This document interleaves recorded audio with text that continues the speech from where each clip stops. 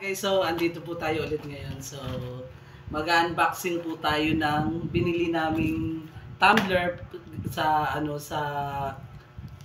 Divisoria. Binili po ito ng asawa ko. 760. Sponsored by RL Gualin, ang sa aking pinakamabait na asawa. So, titingnan natin. Ito na guys. So, ipapakita ko na po sa inyo yung tumbler na nabili ko sa halagang 400 plus. 430 kasama na yung tali niya at saka yung rubber niya. So titingnan natin yung loob. Ayan. Ayan guys, ang ganda niya. Oo. Ayan.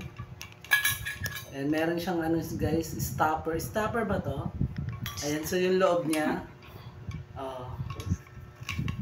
Ilang minuto na? Ayan guys, tingnan nyo guys. Ang ganda niya. So, tatanggalin natin to para maganda tingnan.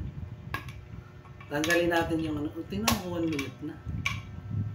1 minute na sobra. Pwede mo naman. Sige lang. So, ayan guys, tatanggalin natin to ano. Para maganda tingnan. Tanggalin natin yung kanya. Ala, ang pangit namin. Ba't mo tinanggal? Huwag na nga lang guys kasi napapadpad siya. So, ganito na lang ang style nito.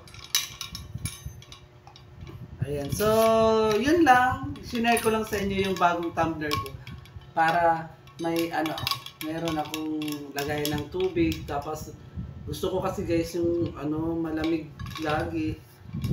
Kasi lalo't nasa duty ko. So, yun lang. Maraming salamat. Bye!